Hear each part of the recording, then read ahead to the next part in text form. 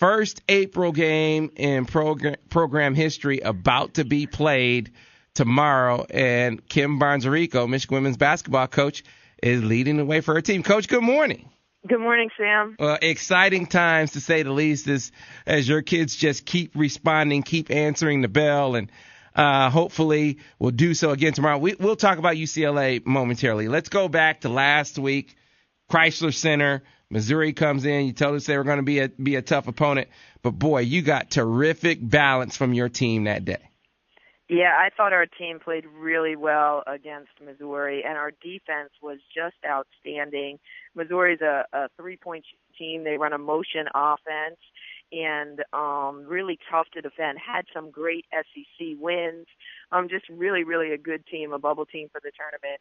And they came in, and we were just focused and played lockdown defense, and then had a great balanced attack, really led by our seniors at home. So it was a great win. Yeah, no doubt. Saisha Goree, double machine that she is. 12 points, 14 rebounds. Shannon led you on the day with 13 points. You know, it was a game where, Coach, you went down. You went in the half down by 5, but you guys came out of the locker room really firing and really got things going after the intermission. Yeah, I thought we played really well for a stretch, and then the last 3 minutes of the first half, Missouri kind of went on a run, which we knew it was going to be a game of runs, and we knew they were going to make their run.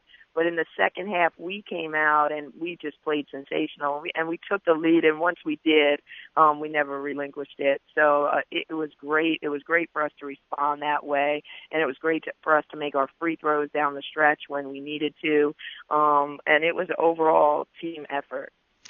Coach Beilein said something to you after the game. I don't know if you can share with us. What did he say? Yeah, Coach Beilein was there, as well as Kathleen, and Jim Hackett was there.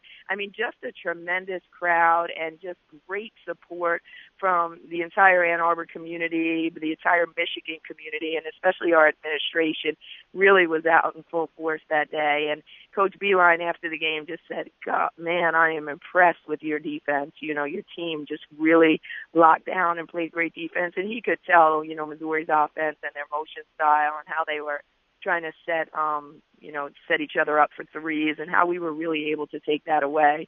So I asked him earlier in the week, are your, guys going to be around? Because, we'd like to do, selfies with Spike and some of the guys and just try to get the community there. And we knew that having his team there would really help with that.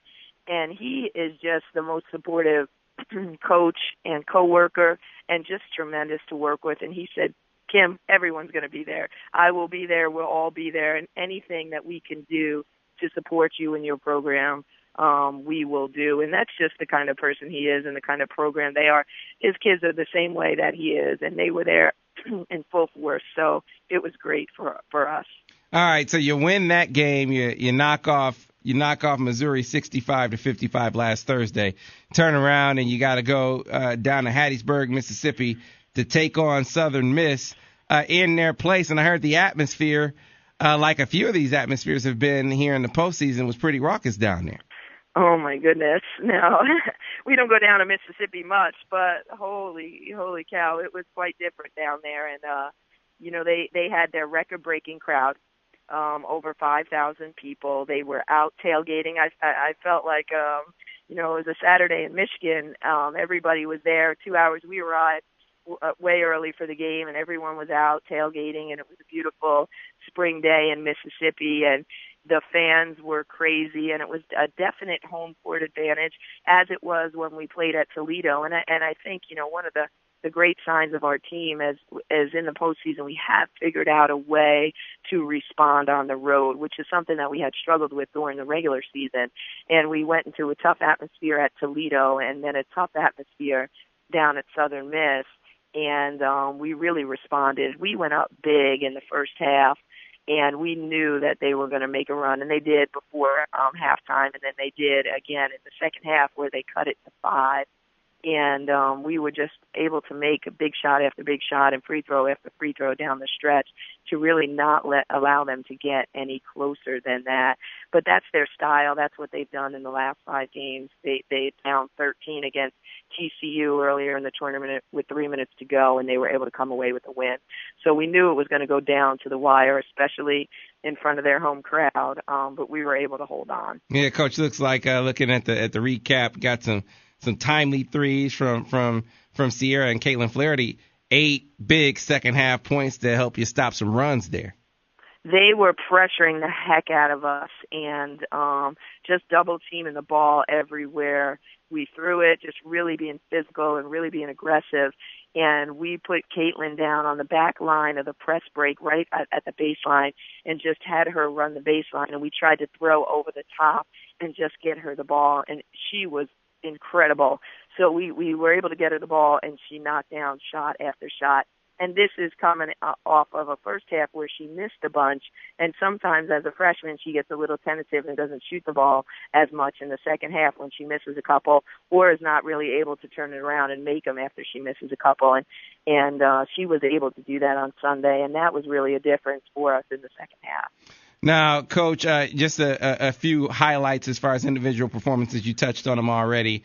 But Saisha, again, another double-double, her 17th of the season. But how about Nicole Elmblad's stat line? 14 points, 4 rebounds, 5 assists, and 4 steals. She stuffed the stat sheet in that game.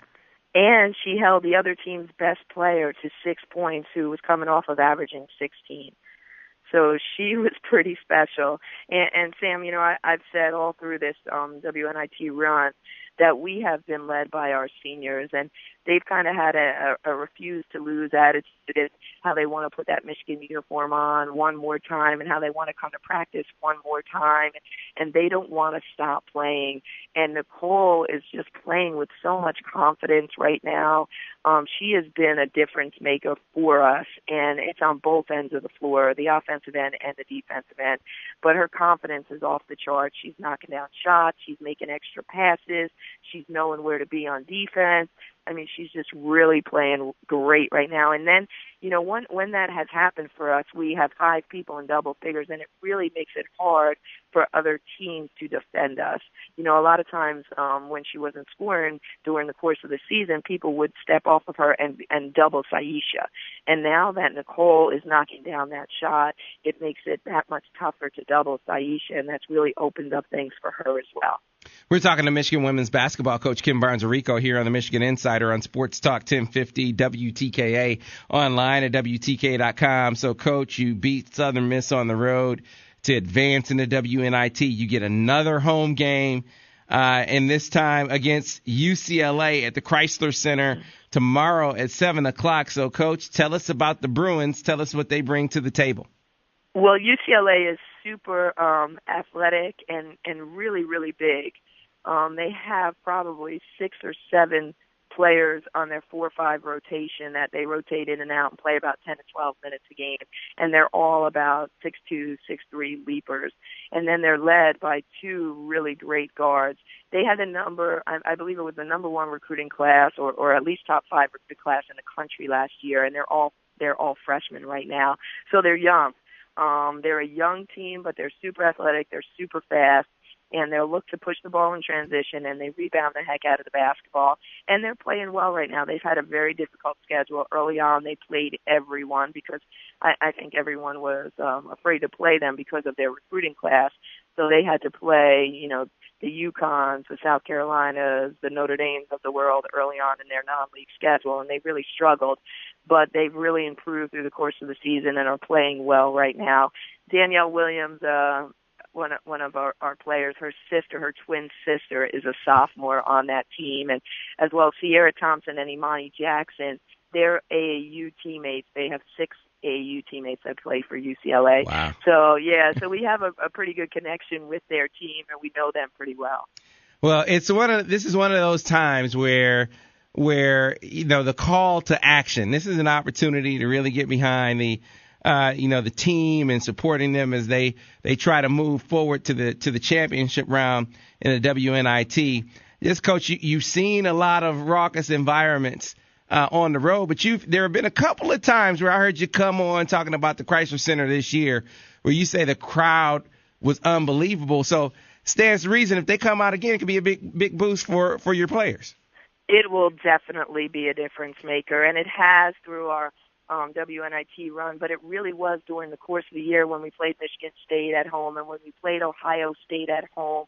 Any time that we have had a tremendous crowd and a supportive crowd and a rowdy crowd, it has made the difference between winning and losing and really helped our team be successful. And it gets the team just so fired up. And it really is just a wonderful environment, and it's getting better and better. But the turnaround has been pretty quick with the WNIT. So if everyone's listening today, please come on out tomorrow night at 7. You will be a difference maker in us making the championship game. And ticket information, you can find it at mgoblue.com. Coaches, a quick question. How does it work? How do they determine who gets home games? Like, let's say when you win this game, how do you find out who's going to have the game on Saturday? Oh, well, it's been super stressful because they have, I don't know exactly everything that goes into it. I know a little bit, but they have a site rep that actually evaluates your atmosphere.